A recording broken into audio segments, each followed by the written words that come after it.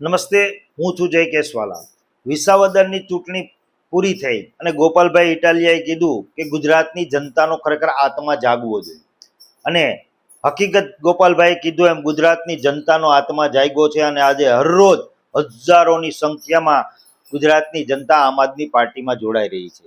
ત્યારે ગુજરાતની અંદર ગુજરાત જોડો અભિયાન આમ આદમી પાર્ટીનું ચાલી રહ્યું છે. ત્યારે બધા જ વિસ્તારમાં જેવા ઈસુદાનભાઈ ગઢવીનો વિસ્તાર હોય, રાજુભાઈ કરપડાનો વિસ્તાર હોય કે પછી હેમંતભાઈ ખવાનો વિસ્તાર હોય, આ બાજુ અમારે પ્રવીણભાઈ રામનો વિસ્તાર હોય, દેવેન્દ્રભાઈ સોલંકીનો વિસ્તાર હોય, પિયુષભાઈ પરમારનો વિસ્તાર, કોઈ પણ વિસ્તારની અંદર આજે હરેક જગ્યાએ જિલ્લા પંચાયતોની બેઠકો ચાલી રહી છે. એમાં હજારોની સંખ્યામાં આમ આદમી પાર્ટીમાં જોડાઈ રહ્યા છે લોકો. ત્યારે હું તમામ લોકોને ખૂબ ખૂબ અભિનંદન આપું છું. અને આજે આમ વાત કરીએ તો ભાજપની અંદર આગળ મેં વિડીયો શેર કર્યો તેની જેમ ભાજપની અંદર એમના સંગઠન જે જિલ્લાના છે એ પણ હજી અધૂરા છે, એ પણ પૂરા નથી થતા.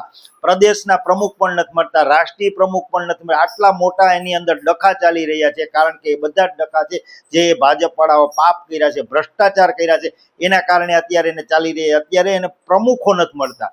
જેણે એકવાર પ્રમુખોની લાણી કરી હતી, પેજ પ્રમુખ ને બૂથ પ્રમુખ ને ઓલા પ્રમુખ ને ફલાણા પ્રમુખ ને ઢીકડા પ્રમુખ ને, એ પ્રમુખોના બદલામાં અત્યારે જિલ્લા લેવલે એને કાર્યકર નથી મળતા. કારણ કે અત્યારે લોકો જાણી ગયા છે કે ભાજપે ખૂબ તાનાશાહી કરી છે, ભ્રષ્ટાચારી કરી છે, અને લોકો અત્યારે આમ આદમી પાર્ટીમાં જોડાવા માટે થઈ અને ઉત્સુક બન્યા છે. ગુજરાતની જનતા અત્યારે બહુ જોરશોરથી મોટી સંખ્યામાં આમ આદમી પાર્ટીમાં જોડાઈ રહી છે. ત્યારે મને એક વાત કહેવાનું મન થાય છે કે ભાજપની હાલત એવી થઈ કે હાથી વયો ગયો ને પૂછડે ચોટ્યો, એટલે જનતા બધી વહી જશે ભાજપમાંથી અને માત્ર નેતા વધશે. એટલે આમ આદમીમાં પાર્ટીમાં જોડાયેલા તમામ લોકોને હું આમ આદમી પાર્ટી વતી, આમ આદમી પાર્ટીના આગેવાનો વતી ખૂબ ખૂબ અભિનંદન પાઠવું છું. વંદે માતરમ. ભારત માતા કી જય.